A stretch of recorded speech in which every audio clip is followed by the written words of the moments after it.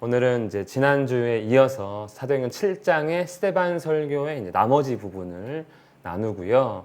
설교 잘 하시고 도래마다 순교하는 일까지 내용이 되겠습니다. 스데반이 전도하러 나갔다가 이제 회당에서 체포가 됩니다.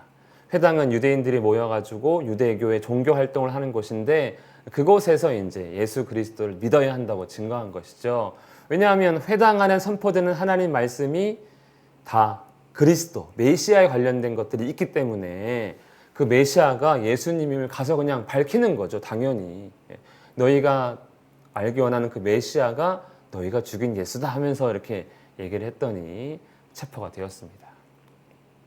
그래가지고 이제 성전으로 이제 끌려간 것이죠. 우리가 제가 지난번에도 얘기했지만 그냥 일개 한 사람이 뭐 큰 중범죄자나 뭐 이런 거 아니잖아요. 연쇄살인범도 아니고 한데 그냥 일개 한 사람이 말 한 번 실수했다고 성전까지 끌려 나가서 대제사장 앞에 서서 재판받는다는 게 그냥 단순한 사건이 아니구나 하는 걸 우리가 이제 볼 수 있다는 거죠. 한 사람 한 사람의 이 말들이 사회적으로 큰 파장을 지금 일으키고 있구나. 베드로와 요한 사도뿐만 아니라 이런 그냥 일반적인 일꾼까지도 아주 강력한 영향력을 나타내고 있구나 이렇게 할 수 있고요. 성전에서 이제 끌려갔더니 제사장이 묻습니다. 이것이 사실이냐? 이것이 사실이냐? 이것이 뭡니까? 이것은 바로 스데반이 회당에서 이렇게 얘기했다는 거예요. 물론 거짓 증인들이 조금 각색한 말입니다.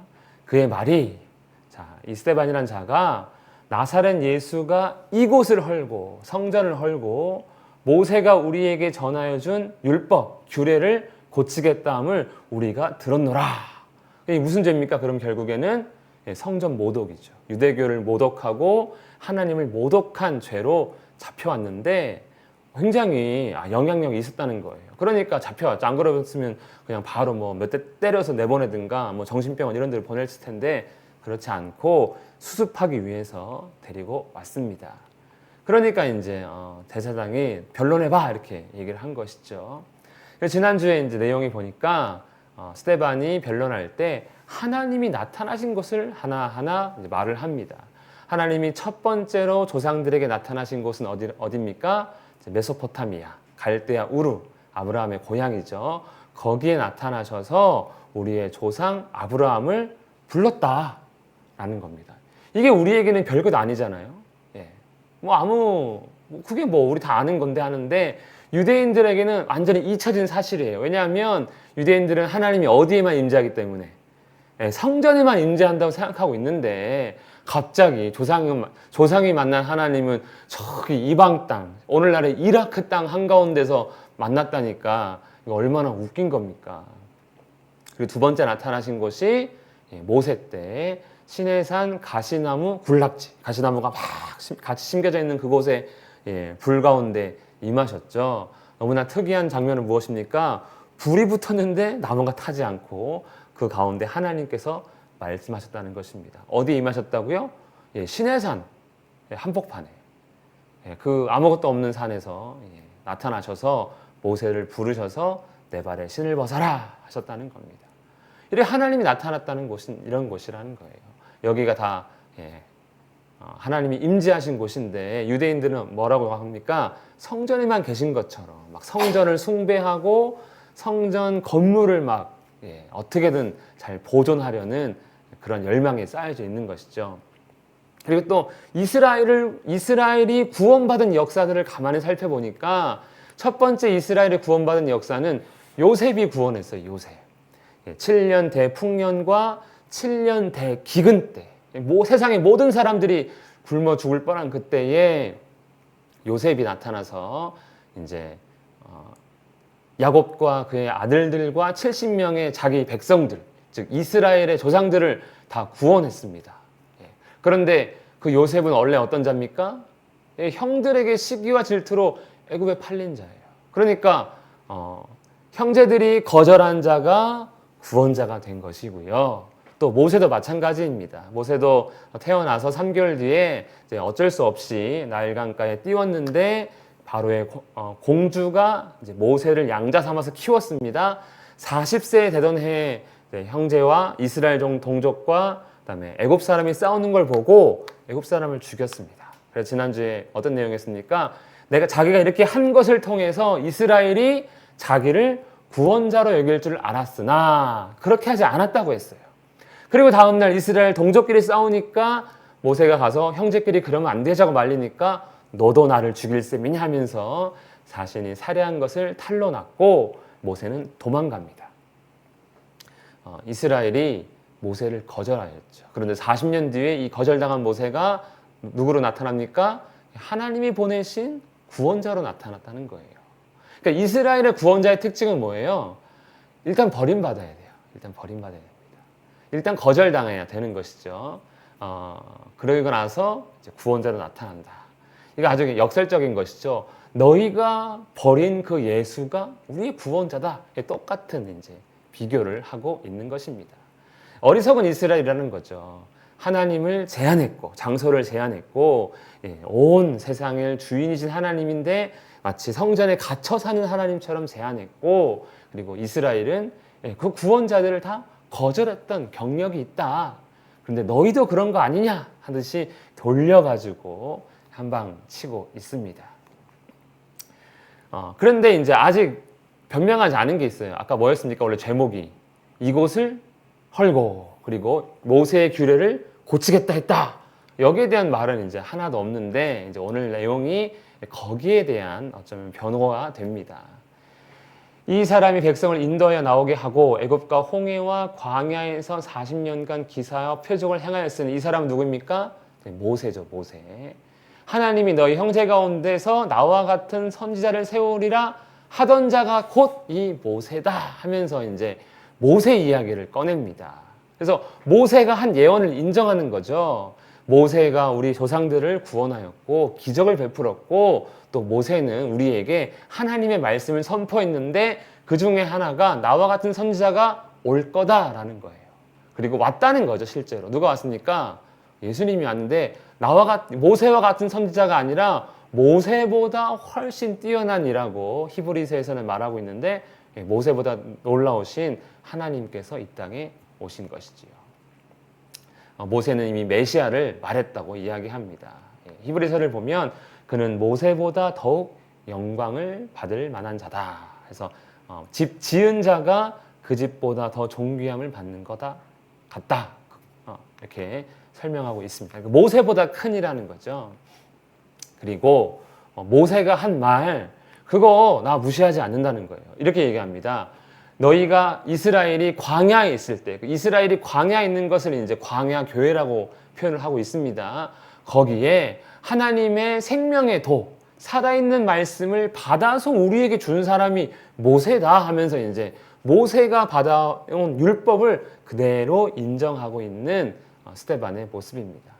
여기 살아있는 말씀이라고 돼 있고 예전 개역 한글판은 생명의 도라고 했어요. 생명의 도. 그러니까 생명으로 가는 길이죠. 그 길이 이제 말씀이니까 이 살아있는 말씀을 조금 다르게 표현하면 생명의 말씀, 그 말씀 자체가 생명이 되고요. 그리고 우리에게 생명을 주는 말씀인데 그 말씀을 모세가 우리에게 전해주셨다라고 하면서 이제 모세의 규례, 그 율법을 그래도 인정하고 있습니다.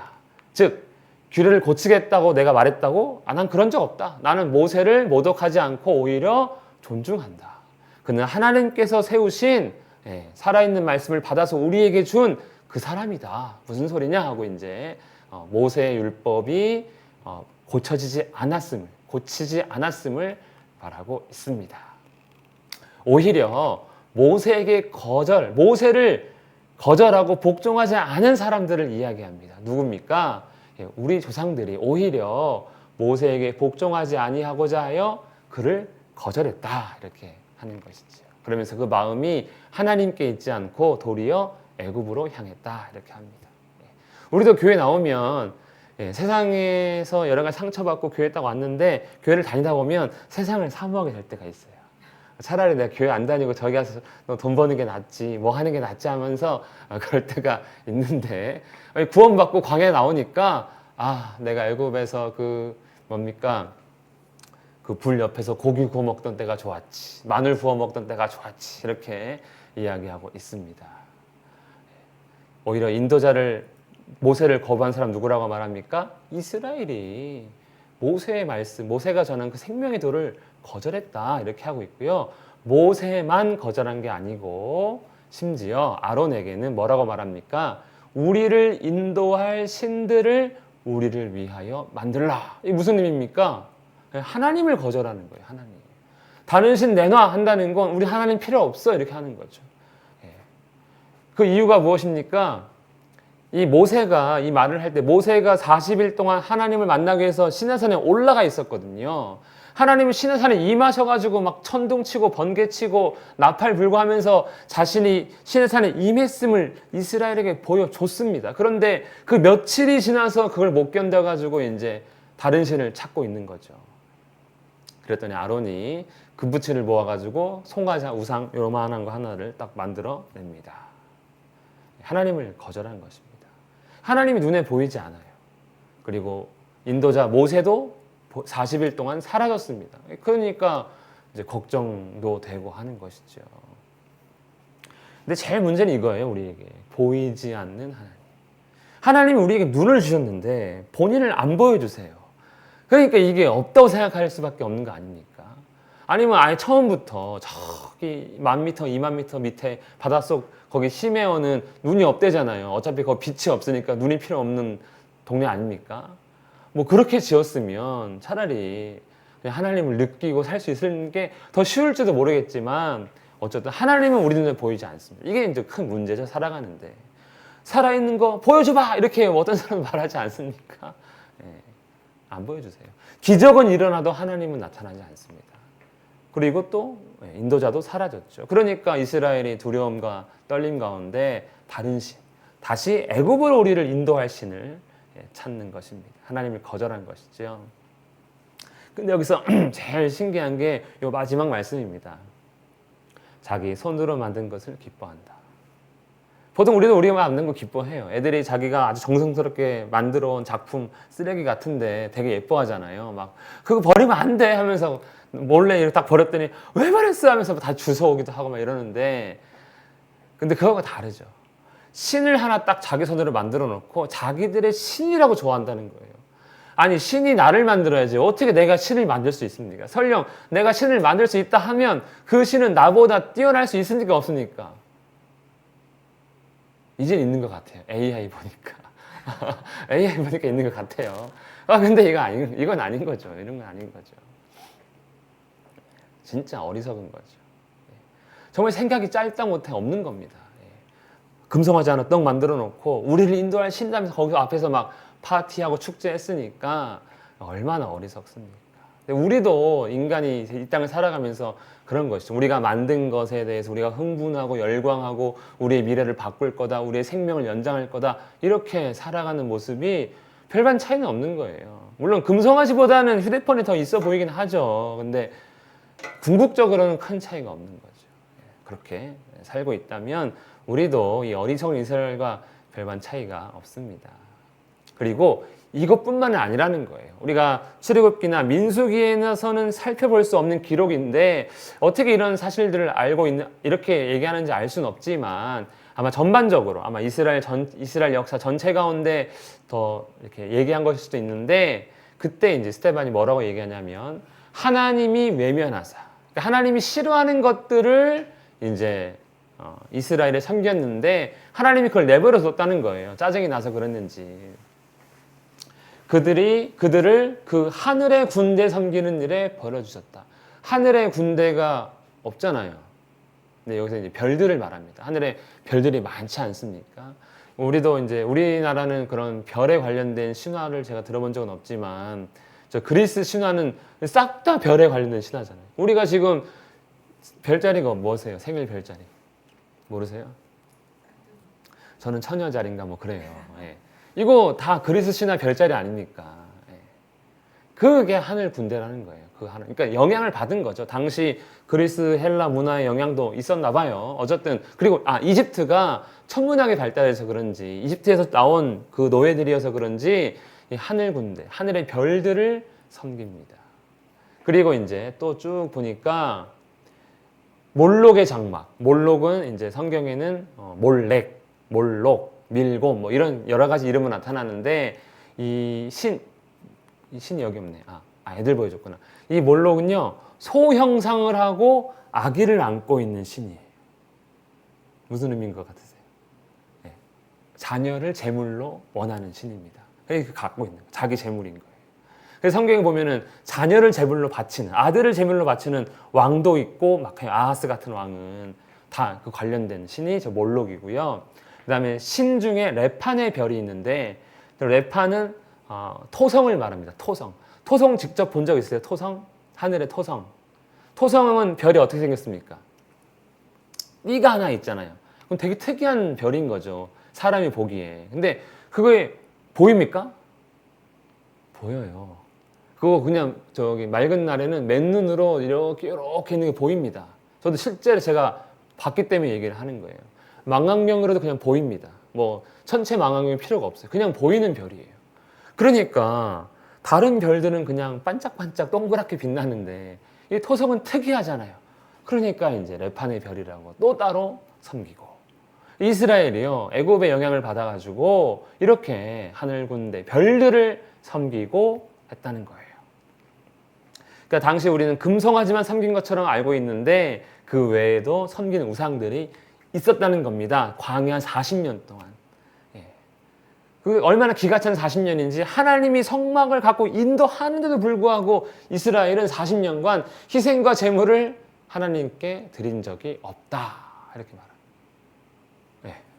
그러니까 다 죽었죠. 그 60만 3,550명 다 죽었죠. 다 죽었죠. 2명 빼고 다 죽었죠. 그리고 하나님이 이때 바벨론으로 옮길 거다. 이렇게 이야기도 합니다. 그러니까 하나님을 버리고 애굽으로 돌아가려고 했을 뿐만 아니라 온갖 잡신들을 다 섬긴 그 죄로 인해서 가나안 땅에 들어가기도 전에 이미 바벨론으로 옮길 거라고 이렇게 계획을 하셨다는 거죠. 너무나도 황당하지 않을 수가 없습니다. 그런데 안타까운 건 뭡니까? 거기에는 뭐가 있었다는 거예요? 증거 장막이 있었다는 거예요. 증거 장막. 신천지가 있었다는 겁니까? 신천지가 자기들의 성전을 증거 장막이라고 불러요. 여기서 이제 차용을 한 거죠. 하지만 거기 이제 우리가 증거 장막이라는 말을 써도 오해하시면 안 됩니다. 성막을 말하는 성막. 하나님의 성막이 딱 거기 있었고 이스라엘을 인도했는데 이스라엘은 하나님을 거절했다는 것이죠. 그리고 또 여기 주제가 바뀌는 게 뭐냐면 좀 전까지는 모세가 전한 율법을 내가 바꾼 게 아니고 오히려 이스라엘이 모세를 거절하고 하나님을 거절했다라는 것 일단 하나 했고요. 두 번째는 성전 문제를 이야기하고 있습니다. 우리 조상들에게는 성막이 있는데 이 성막은 모세가 본 그 양식 그대로 만든 거다. 하나님께서 모세에게 시내산에서 이렇게 만들어라고 이제 보여줬다는 거예요. 그래서 모세가 내려와서 브살렐과 오홀리압이라고 하는 두 사람을 책임자로 앉혀놓고 성막을 만들게 했더니 하나님께서 성령으로 그 둘을 충만하게 하셔서 성막을 만들었습니다. 그리고 하나님이 거기 임재하셔가지고 이스라엘과 함께 하시고 인도하신 것이지요. 언제까지요? 다윗 때까지 그렇게 했다는 겁니다. 그러니까 성막을 완성한 다음에 광야 40년의 기간이 이제 채우고 여호수아가 되어서 함께 하셨는데 성막의 목적이 성막은요 이동식이에요. 한 군데 고정된 게 아니고 하나님이 인도하다가 여기가 좋다 여기서 텐트 치자 그러면 거기 딱 치고 그리고 또 이동하다가 또 텐트 치고 그게 성막이에요. 그러니까 하나님은 이 하나님의 자기 백성과의 함께 하심의 방식은 고정된 자리에서 다 나한테 와 이게 아니고 늘 인도하시고 함께 하시는 거예요. 이게 이제 원래 하나님께서 우리와 함께 하셨던 모습이라는 거죠. 그리고 이제 다윗 때 이르러서야 하나님 내가 좋은 궁전에 살고 있는데 하나님은 저 천으로 된 텐트에 살고 계신 게 말이 됩니까? 하면서 이제 제가 궁전 짓고 싶습니다. 이렇게 했죠. 자기에게 베푸신 은혜가 너무 크니까. 그랬더니 하나님께 다윗에게 너는 피를 너무 많이 흘렸기 때문에 안 되고 너의 아들을 통해서 솔로몬을 통해서 그 집을 짓게 하겠다 하고 성전을 지었습니다. 물론 하나님께서 솔로몬이 성전 봉헌식을 할 때 성전의 영광 가운데 임하셔서 받아주셨어요. 기뻐하셨어요. 그렇지만 그 성전 봉헌식에서 하나님이 하신 말씀들을 가만히 보면 이 성전을 기뻐하신 게 아니고 이제부터 너희가 신앙생활을 잘해야 된다. 그렇죠? 너희가 뭐 하면 뭐 할 것이고 너희가 죄를 짓고 이곳에 와서 나를 향하면 내가 용서할 것이고 하는 그런 삶에 대한 것들을 쭉 말씀하시지 따라따라따 하면서 막 집 열면서 하나님이 여기 좋네 저기 좋네 이렇게 하지 않았다는 거예요. 예. 오히려 이제 이스라엘이 더 거룩한 삶을 살아야 한다는 것을 계속해서 강조하셨고 마지막에는 너희가 죄를 지어가지고 포로로 잡혀가더라도 이곳을 향해서 나를 기억한다면 내가 너희를 땅 끝까지 있어도 내가 끄집어낼 거다 하면서 이제 구원을 약속하셨죠. 그러니까 성전을 기뻐한 게 아니고 이제 백성들을 더 기뻐하기를 원하셨습니다. 그런데 원래는 이거라는 거예요. 성전이 중요한 게 아니다. 하나님은 지극히 높으신 분이기 때문에 사람이 지은 곳에 거기 몸 구겨가지고 들어가서 계신 분이 아니다라는 거예요. 하나님은요 하늘을 보좌 삼고 하늘이 하나님의 의자가 되는 것이고요. 땅이 발등상이 딱 되는 것이죠. 딱 이렇게 짚고 있다는 것입니다. 하나님이 지은 것에 하나님이 임재하는 것이죠. 그러니까 성전의 개념은 하나님이 짓고 하나님이 임재하시는 것이 중요하다는 것을 말씀합니다. 그러니까 성막도 그렇게 지은 거잖아요. 물론 사람이 만들었지만 일단 모든 기본 설계를 하나님이 다 보여주셨거든요. 진짜 성전은 손으로 지은 곳이 아니고 하나님께서 만드신 뿐만 아니라 거기 임재하는 그 장소가 거룩한 곳 성전이다라고 말씀하고 있습니다.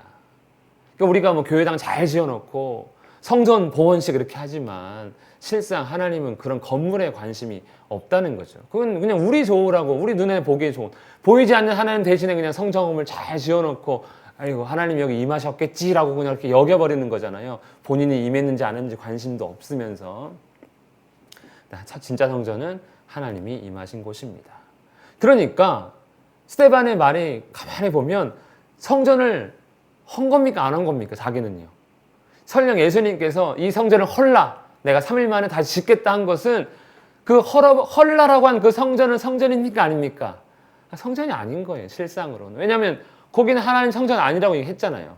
하늘과 땅 이 모든 하나님 만드신 모든 곳이 성전이 되는 것이고 하나님이 임재하시는 곳이 성전인데 강도의 소굴은 성전이 아닌 것이죠.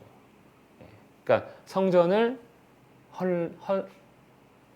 헐겠지만 이 성전은 성전이 아니라는 거예요. 그러면서 결론은 무엇입니까? 목이 곱고 이 목이 곱고라는 표현은 이제 목 디스크가 있을 수도 있지만 이 목이 곱고라는 말을 많이 들은 사람들이 있어요. 누가 많이 들었습니까? 광야 이스라엘. 이 목이 곧은 백성들아 내가 10번이나 너희에게 은혜를 베풀었는데 너희는 단 한 번도 나한테 순종하지 않고 다 불순종했다고. 그때 목이 곧은 말을 계속 쓰거든요. 그러니까 목이 빳빳해가지고 하나님과 절대로 내가 잘못했습니다 숙이지 않는 사람들이라는 거예요. 그리고 마음과 귀에 할례 받지 못한 사람. 마음이 새로워지지 않고 아무리 하나님 말씀하셔도 귀뚱으로도 안 듣는 아주 그냥 귀 막히고 마음이 아주 딱딱해가지고 뭐 하나 비집고 들어가지 않는 그러한 사람들아 누구한테 지금 그러고 있습니까? 딱 듣고 있는 대제사장을 비롯한 거기서 스데반을 고발하고 구경하러 온 모든 사람들에게 목이 곱고 마음과 귀에 할례 받지 못한 사람들아 하면서 너희도 똑같다라는 거예요. 똑같다. 누구랑 똑같다? 요셉을 팔았던 형제, 모세를 거절한 이스라엘, 하나님을 거절한 그때 그 이스라엘과 똑같다 하면서 이제 이야기하고 있습니다. 참 놀라운 설교에 생각해 보니까 이런 내용이었어 하는 내용이더라고요. 이스라엘이 지금 예수님을 죽인 것에 대해서 우회적으로 비판하고 있는 것이죠. 너희 조상들이 선지자들 중에 누구를 박해하지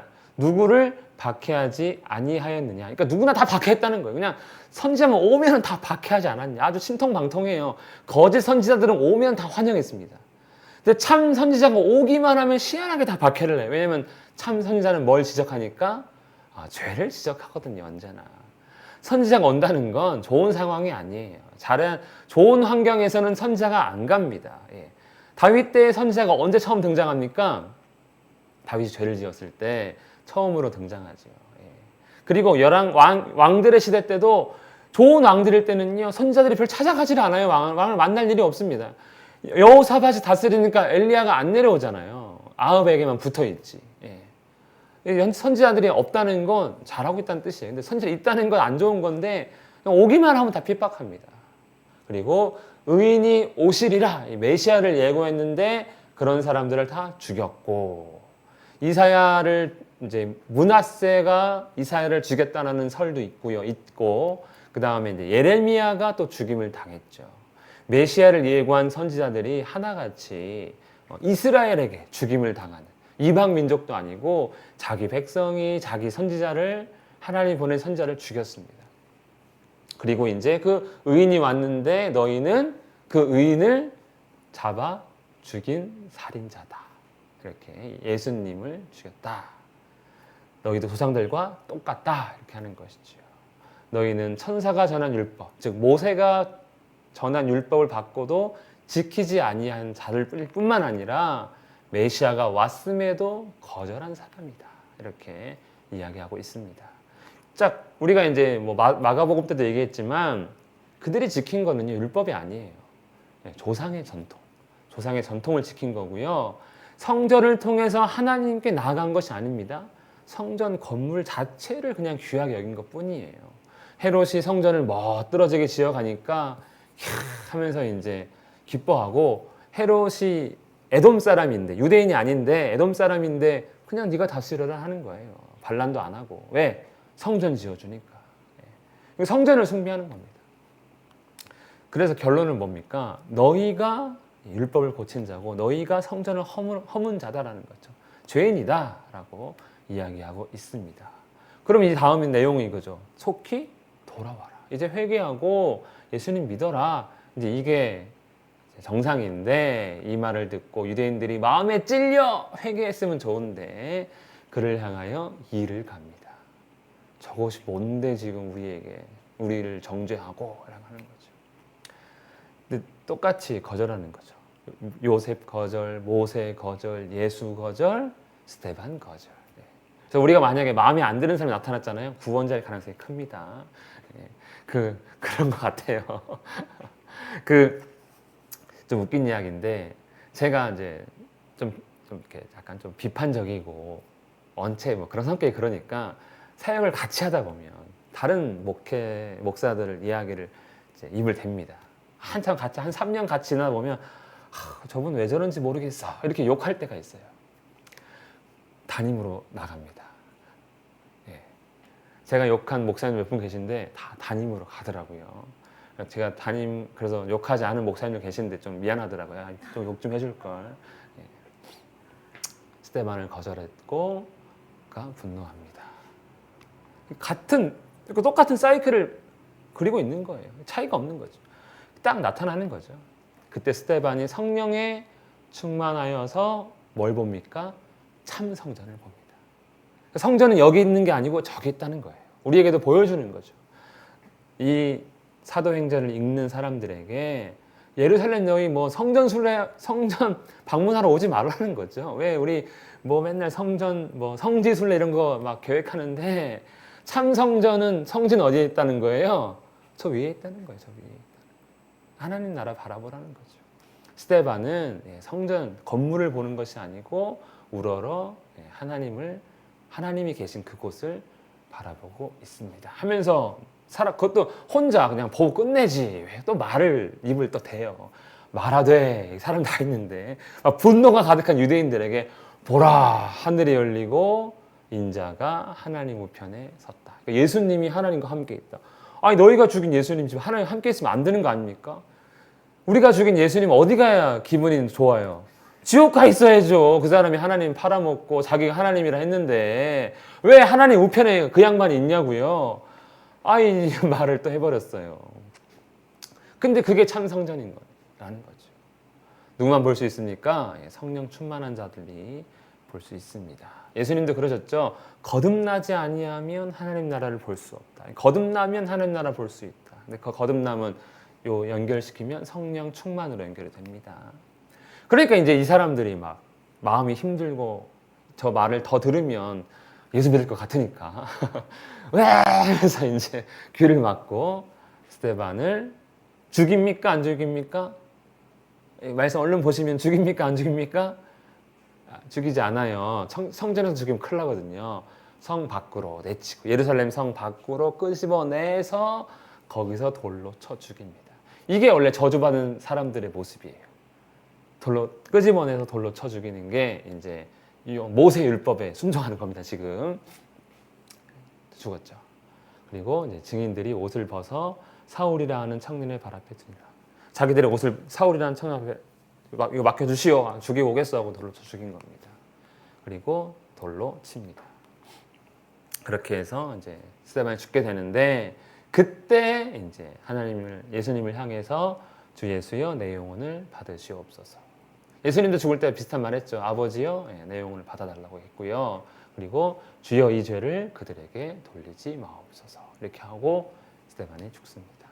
끝까지 이제 이들을 위해서 이들이 비록 예수님을 죽이고 예수님을 거부하고 자기도 죽이는 존재들이지만 그냥 몰라서 그런 거니까 좀 하나님 좀 봐주세요. 이들 용서해 주시고 구원으로 인도해 주세요. 이렇게 이제 기도하고 죽은 것이죠. 그러고 보니까 율법을 고친 자는 누구예요? 유대인이에요. 모세 율법을 뭘로 바꿨습니까? 조상의 전통으로 싹 바꿨죠. 성전을 허문 자는 누굽니까? 유대인들이에요. 하나님이 저기 위에 계신데 성전을 하나님이 없는 곳을 하나님이 있다 했으니까 하나님이 계신 곳을 무시한 거죠. 하나님의 성전을 허문 자도 유대인입니다. 스데반 설교는 이런 내용으로 구원자를 거절하고 율법을 고치고 성전을 허물고 다 너희다 이렇게 이야기를 하고요. 결론적으로 기록되어 있지는 않지만 결국 생명의 말씀과 참된 성전은 누구다? 우리 주 예수님, 인자로 오신 예수님이다 라고 말하고 있습니다. 오늘 여기까지 하겠습니다.